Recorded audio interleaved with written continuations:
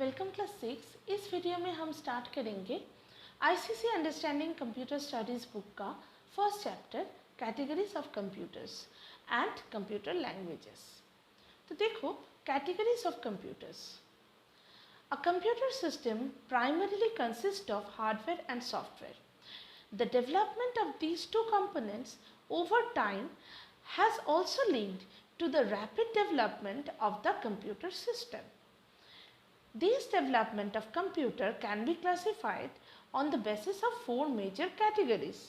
They are as follows: based on generation, based on type, based on purpose and based on size. मतलब क्या है? देखो, computer का दो मेन कंपोनेंट है, एक है हार्डवेयर और एक है सॉफ्टवेयर।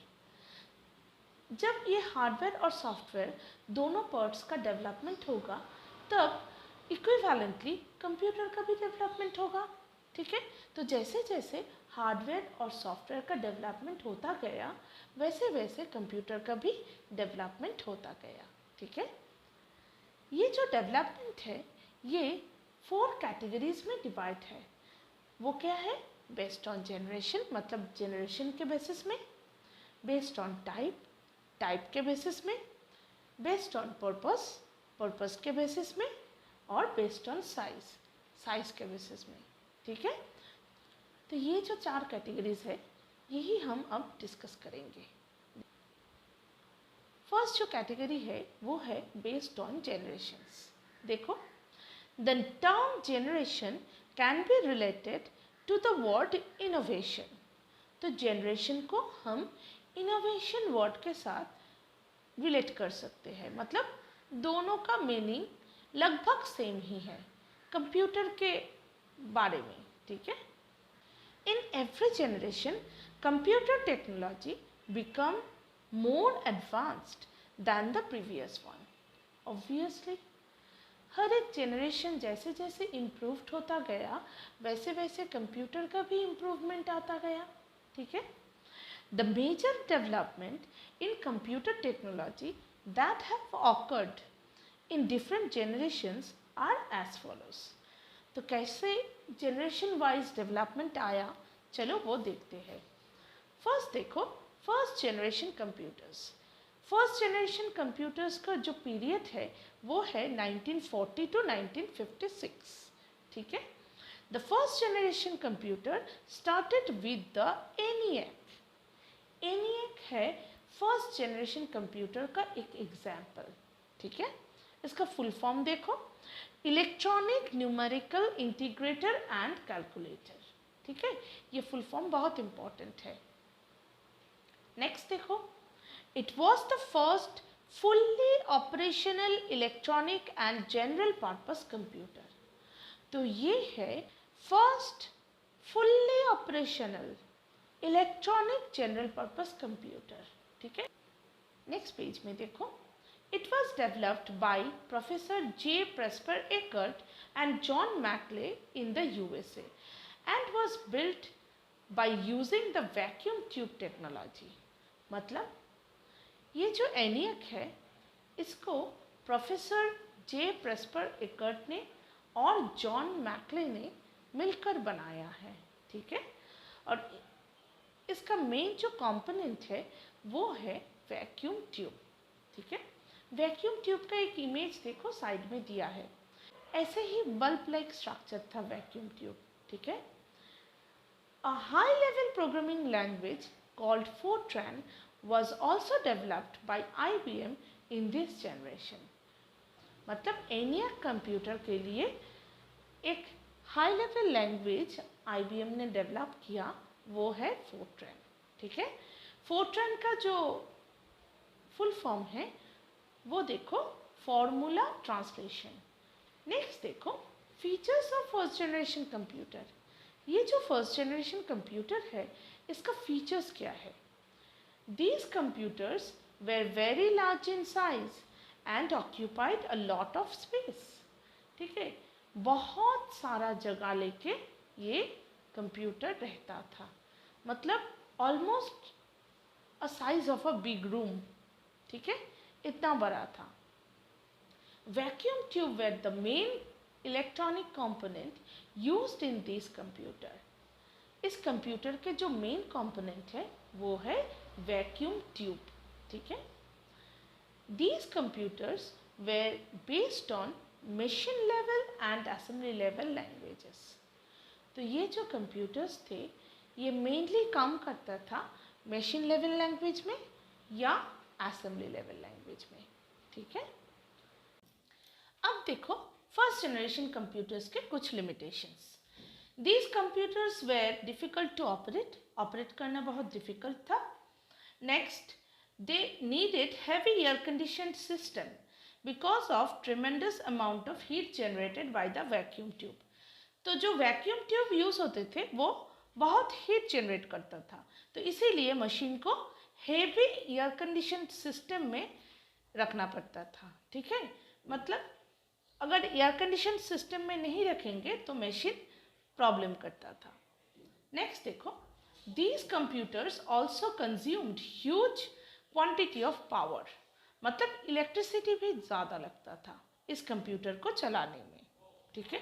तो ये सारा था फर्स्ट जनरेशन कंप्यूटर्स का कुछ लिमिटेशंस, ठीक है।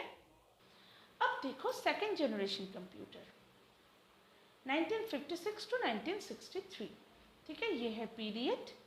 The second generation computer used transistors instead of replacing vacuum tubes. तो वैक्यूम ट्यूब को रिप्लेस करके मार्केट में जो आया वो है ट्रांजिस्टर्स, ठीक है।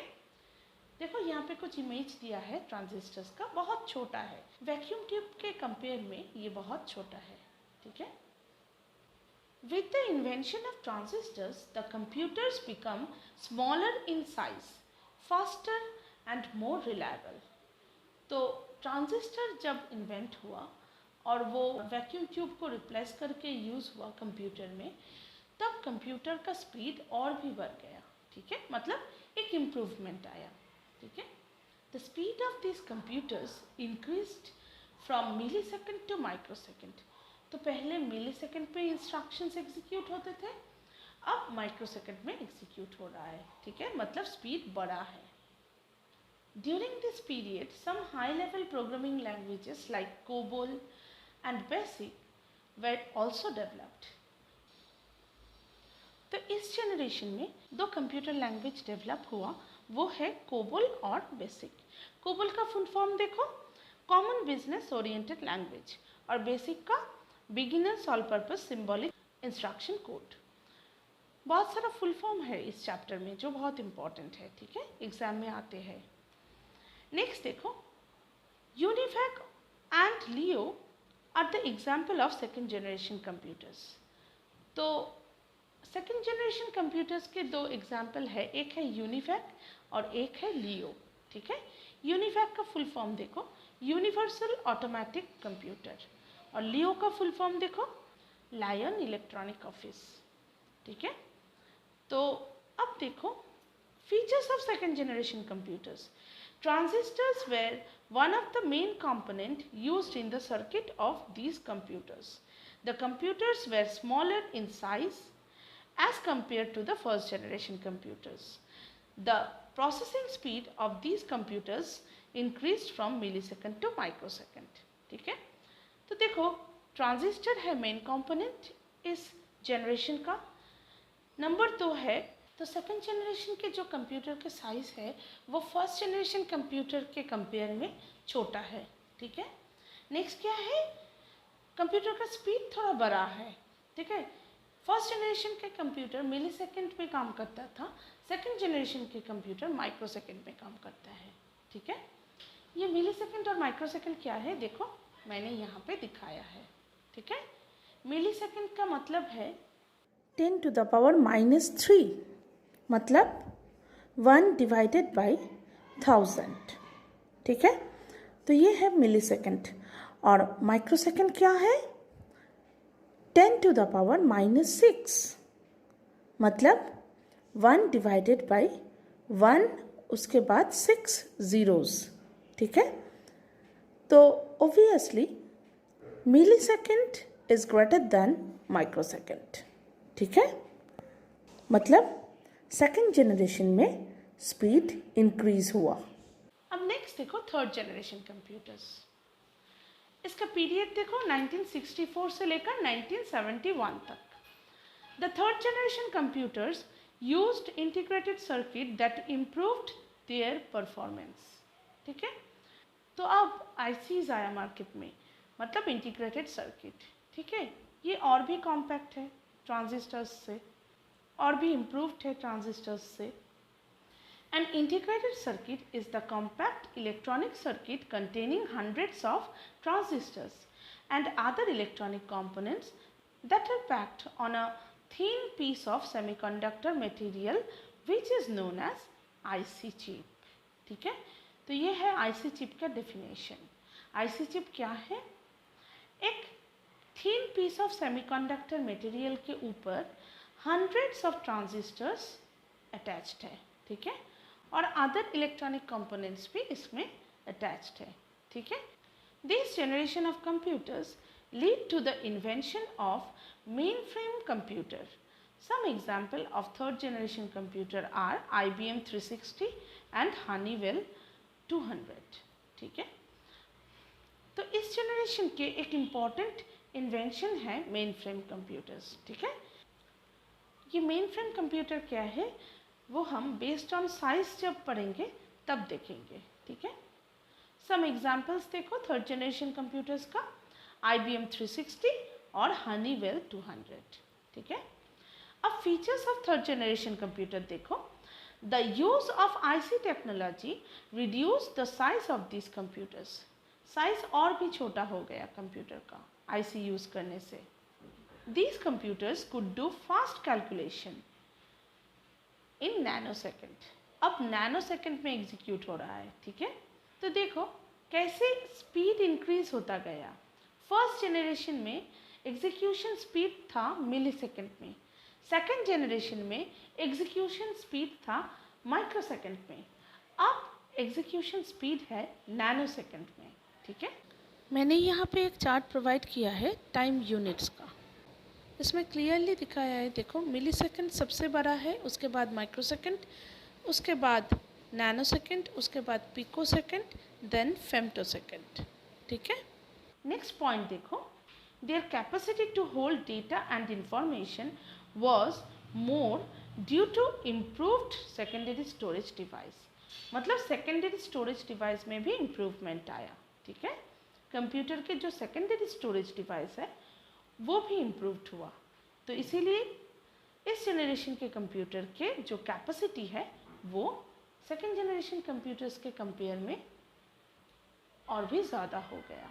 ठीक है, अब देखो fourth generation computers. Microprocessors came into existence with this generation that lead to the emergence of microcomputers. Presently, the I-Core series is considered to be one of the most powerful microprocessors developed by Intel Corporation USA। तो अब market में आया micro processor. ठीक है, ये IC से भी बहुत इम्प्रूव्ड है। देखो एक इमेज दिखाया है, ये है माइक्रो प्रोसेसर। यहाँ पे कुछ माइक्रो प्रोसेसर्स के डिटेल दिया है। देखो I-Core सीरीज। I-Core सीरीज क्या है? I-Core सीरीज है इंटेल कॉरपोरेशन ऑफ USA का डेवलप किया हुआ एक माइक्रो प्रोसेसर का सीरीज़। ठीक है, ये सीरीज़ फोर्थ जनरेशन के कंप्यूटर्स में यूज़ हुआ। ठीक है, the latest development of the series is the Intel Core i7 that is being used as the processor in desktop and laptop. तो जो सबसे एडवांस माइक्रो प्रोसेसर है वो है इंटेल कोर i7। ठीक है, ये डेस्कटॉप में भी यूज़ होते हैं और लैपटॉप में भी यूज़ होते हैं। ठीक है, all personal computers manufactured by IBM, Apple, HCL, Dell, Compaq, Lenovo etcetera belong to the fourth generation computers. ठीक है, तो आज के जो कंप्यूटर कंपनीज है जैसे IBM, Apple, HCL, Dell, Compaq, Lenovo etcetera, ये सारे कंपनीज के जो कंप्यूटर्स है वो सारा फोर्थ जनरेशन के कंप्यूटर्स है। ठीक है, languages like SQL, C, C++, Java etcetera were developed in this generation. तो इस जनरेशन के जो लैंग्वेजेस है कंप्यूटर लैंग्वेजेस वो है SQL, C++, जावा एक्सेट्रा। ठीक है, और कुछ एग्जाम्पल है फोर्थ जनरेशन कंप्यूटर्स के। देखो, some examples of fourth generation computers are Apple 1, IBM 370, Honeywell 6080 etcetera. ठीक है, SQL का जो फुल फॉर्म है वो देखो, स्ट्रक्चर्ड क्वेरी लैंग्वेज, ये फुल फॉर्म बहुत इंपॉर्टेंट है। ठीक है, next, features of fourth generation computers. These computers were widely used for general purpose as well as commercial purpose application. तो दोनों जगह पे यूज़ होता है, जनरल पर्पस में भी यूज़ होता है और कमर्शियल पर्पस में भी यूज़ होता है। ठीक है, the storage capacity of this computer increased up to several terabyte and even petabyte. मतलब जो सेकेंडरी स्टोरेज डिवाइस है हार्ड डिस्क, उसका कैपेसिटी इस जनरेशन में बहुत बढ़ गया। ठीक है, टेराबाइट में हो गया या पेटाबाइट में हो गया। ठीक है, टीबी या पीबी में। नेक्स्ट देखो, fifth generation computer, present and future. मतलब आज के जो कंप्यूटर्स है उसमें कुछ कुछ फिफ्थ जनरेशन के फीचर्स दिख रहा है, और फ्यूचर में तो ये दिखेगा ही। ठीक है, उसको लेकर अभी रिसर्च चल रहा है। ठीक है, देखो, a computer does not possess intelligence. अब तक के जो कंप्यूटर्स थे, मतलब अप टू फोर्थ जनरेशन, इसमें कोई इंटेलिजेंस ही नहीं था। However, scientist are working to produce intelligent computer that can take decision on their own. मतलब साइंटिस्ट इसी टॉपिक के ऊपर रिसर्च कर रहा है कि कंप्यूटर में आर्टिफिशियली इंटेलिजेंसी दिया जाए कि वो भी खुद से सोच सके। ठीक है, डिसीजन ले सके। देखो, the main objective is to introduce IQ in these computers so that they can think and behave like human being.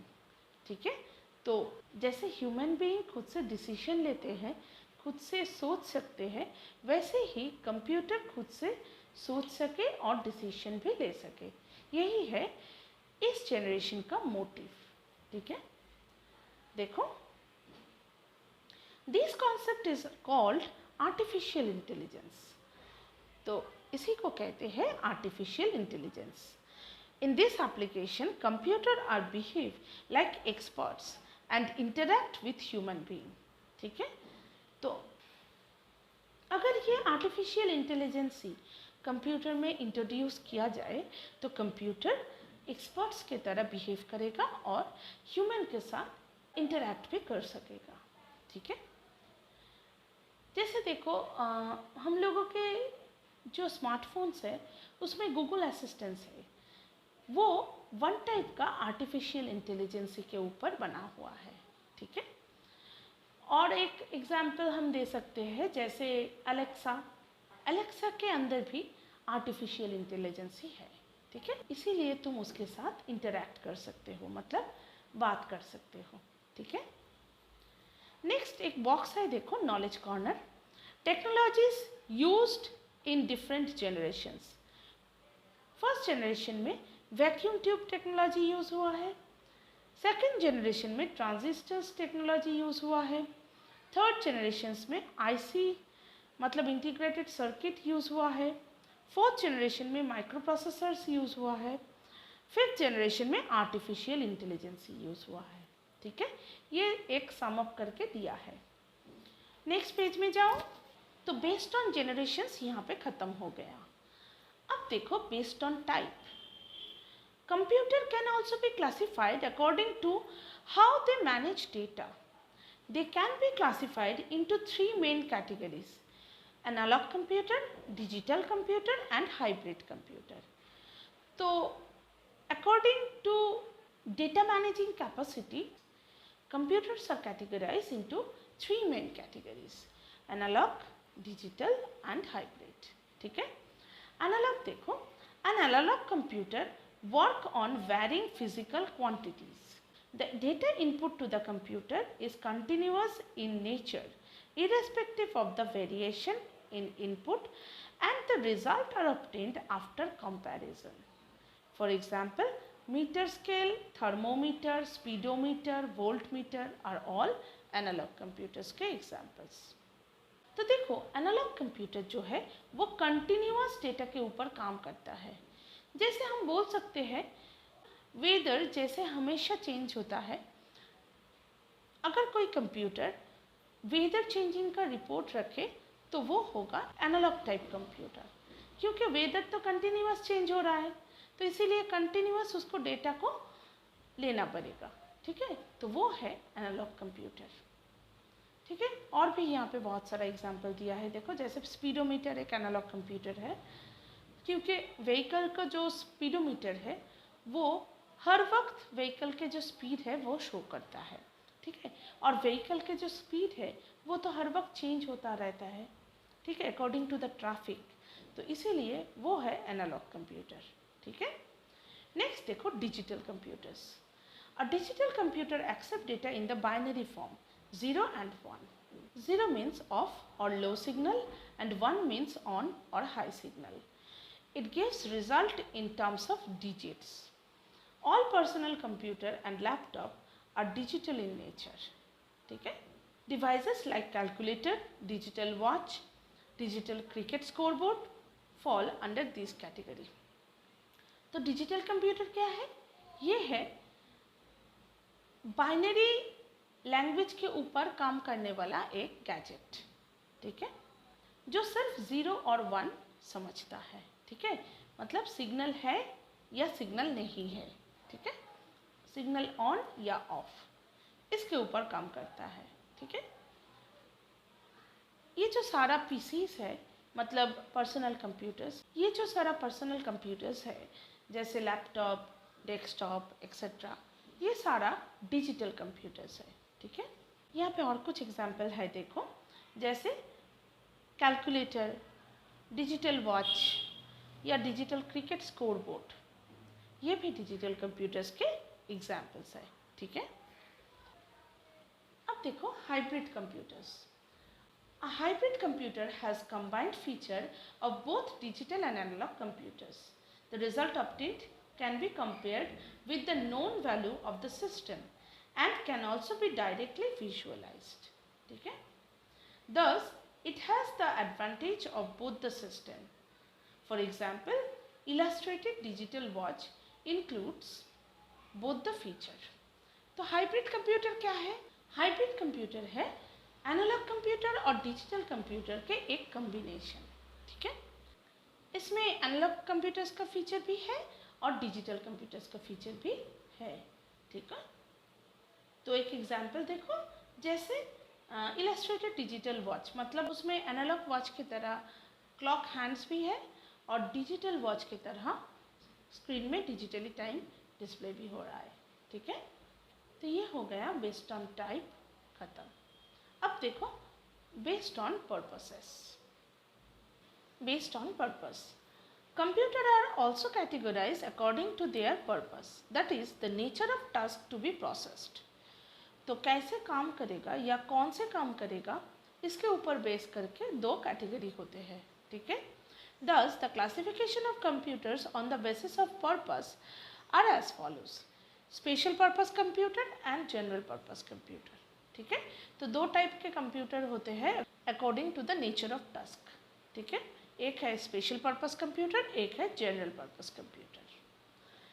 अब देखो special purpose computer. Special purpose computer are designed for performing a single task और a specific application. In this a set of instructions are built into the computer for performing specific task। तो कुछ computer होते हैं जिसका कोई special task होता है। ठीक है, स्पेसिफिक टास्क होता है, उसी को कहते हैं स्पेशल पर्पस कंप्यूटर। जैसे शॉपिंग मॉल के जो कंप्यूटर्स है वो तो जनरल पर्पस कंप्यूटर नहीं है, उसमें तुम Word, Excel, PowerPoint, Access ये सब कर नहीं सकोगे। ठीक है, उसमें सिर्फ शॉपिंग मॉल के जो सॉफ्टवेयर है वो इंस्टॉल्ड है और वो ही एग्जीक्यूट हो रहा है। ठीक है, जैसे प्रोडक्ट्स का डिटेल, क्वांटिटी कितना है प्रोडक्ट का, ठीक है, कॉस्ट कितना है प्रोडक्ट का, ऐसे। ठीक है, नेक्स्ट देखो they are also called as dedicated computer because they perform a single task repeatedly. The instruction needed to perform a particular task are permanently stored into the internal memory of the computer, which help it to perform a given task on a single command. ठीक है, तो देखो इस type के जो computers है उसको dedicated computer बोलते हैं क्योंकि ये एक टास्क रिपीटेडली करते रहते हैं. ठीक है, एक ही टास्क जिसके लिए वो बनाया गया है वही रिपीटेडली करते हैं. ठीक है, the instruction needed to perform a particular task are permanently stored into the internal memory. इस टाइप के कंप्यूटर में पर्टिकुलर टास्क करने के लिए जो इंस्ट्रक्शन लोड किया है वो परमानेंटली लोड किया गया है मेमोरी में. ठीक है, नेक्स्ट देखो, these computer are used to control air traffic light and the collection of tolls on highways, satellite tracking etc. तो ये कुछ एग्जाम्पल्स है स्पेशल पर्पस कंप्यूटर्स के. ठीक है, इस टाइप ऑफ फील्ड में स्पेशल पर्पस कंप्यूटर्स वर्क करते हैं, जैसे ट्रैफिक लाइट कंट्रोल करना या सैटेलाइट ट्रैकिंग करना या हाईवेज में टोल कलेक्ट करना. ये सारे वर्क स्पेशल पर्पस कंप्यूटर्स में होते हैं. अब देखो general purpose computer. General purpose computer are used to manage a variety of task. In this computer, the instruction needed to perform particular task are temporarily stored into the internal memory. When one job is over, instruction for another job can be loaded into the internal memory for processing. Thus, the same hardware can be used to execute different programs. General purpose computers are more versatile than special purpose computers. They are used for various purposes like playing games, watching videos, doing research, performing calculations, preparing cell reports etc. तो देखो general purpose computer में तुम कोई भी task कर सकते हो. ठीक है, जैसे गेम खेल सकते हो या कोई सेल रिपोर्ट प्रिपेयर हो सकता है या कैलकुलेशंस को कर सकते हो, कुछ भी काम कर सकते हो जनरल पर्पस में. ठीक है, उसमें क्या होता है, हर एक काम जो अभी किया जा रहा है वो टेम्पररीली स्टोर होता है, परमानेंटली नहीं. ठीक है, जब वो टास्क ओवर हो गया तो वो मेमोरी भी डिलीट हो जाएगा, फिर से नया टास्क का जो इंस्ट्रक्शंस है वो लोड होगा. ठीक है, तो ऐसे काम करता है जनरल पर्पस कंप्यूटर. तो ये ऑब्वियसली बहुत ज़्यादा एफिशिएंट है स्पेशल पर्पस कंप्यूटर्स से. तो ये ऑब्वियसली बहुत ज़्यादा वर्सेटाइल है स्पेशल पर्पस कंप्यूटर से. ठीक है, नेक्स्ट देखो, based on size. Computers are also categorise on the basis of their size. The size of the computer change in terms of processing speed and storage capacity so as to handle large quantity of data. तो अब देखो based on size कैसे division किया जाता है computers को. क्या बोला है, computers are also categorise on the basis of their size. The size of the computer change in terms of processing speed and storage capacity. ये जो कैटेगरीज है ये है स्पीड के बेसिस में और स्टोरेज कैपेसिटी के बेसिस में. ठीक है, नेक्स्ट देखो, generally we use personal computer which can be seen at home, shop, school etcetera. On the basis of size computers are classified as follows: microcomputer, minicomputer, mainframe computer and supercomputer. तो size के मुताबिक 4 divisions है. एक है micro computer, एक है minicomputer, next mainframe computer और supercomputer. ठीक है, नेक्स्ट पेज में जाओ. Microcomputers. Microcomputers due to their compact size and multiple use are widely used in home, office, shop and school. ठीक है, micro computer small size के होते हैं और ये कहीं पे भी मूव किया जा सकता है. ठीक है, और इसका वेरियस एप्लीकेशन भी है, मतलब बहुत सारा एप्लीकेशन इसमें किया जा सकता है. इसमें बहुत सारा एप्लीकेशन सॉफ्टवेयर को ठीक ठाक रन भी किया जा सकता है. तो इसीलिए ये होम में या स्कूल में या शॉप में यूज़ किया जाता है. ठीक है, the they were first developed by the IBM। ठीक है, तो IBM कंपनी ने फर्स्ट माइक्रो कंप्यूटर बनाया था या डेवलप किया था।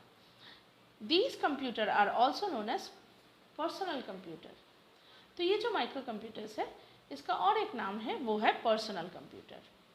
नेक्स्ट देखो minicomputers. Minicomputers are smaller than mainframe computer but bigger than micro computer.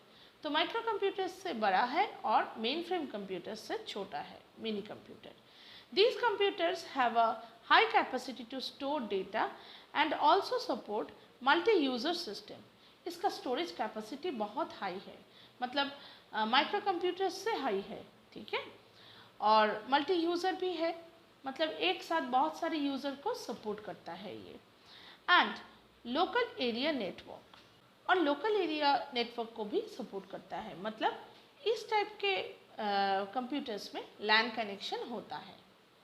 Next for example the IBM minicomputers. जैसे IBM मिनी कंप्यूटर्स, ये एक एग्जाम्पल है मिनी कंप्यूटर्स का। नेक्स्ट देखो mainframe computer.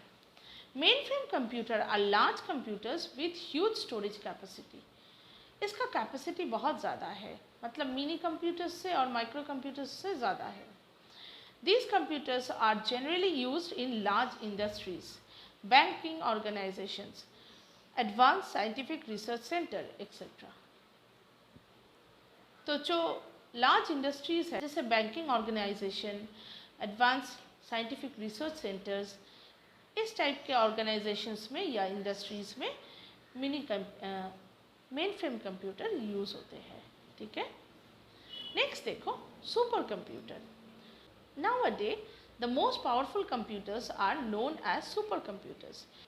These computers are used in scientific or space research, weather forecasting, robotics, etc. तो super computer का capacity सबसे ज़्यादा है, ठीक है, और उसका स्पीड भी सबसे ज़्यादा है, इसीलिए वो साइंटिफिक रिसर्च सेंटर में या वेदर फोरकास्टिंग सेंटर में यूज़ होता है। ठीक है, The first computer to be called a supercomputer was the Cray-1 developed by Cray Research Institute। तो देखो फर्स्ट जो सुपर कंप्यूटर डेवलप हुआ था उसका नाम है Cray-1, जिसको Cray Research Institute ने डेवलप किया है। Param and Anurag are Indian super computers. तो इंडिया में भी दो सुपर कंप्यूटर्स है, एक है Param और एक है अनुराग। ठीक है, अब नॉलेज कॉर्नर देखो इसी पेज में। Param is considered as India's first super computer. Param India's first super computer है। The make in India super computer under the national super computing mission will be launched in 2017। तो 2017 में super computer mission India में launch हुआ था। तो इस video में इतना तक। नेक्स्ट वीडियो में हम स्टार्ट करेंगे कंप्यूटर लैंग्वेजेस। ठीक है।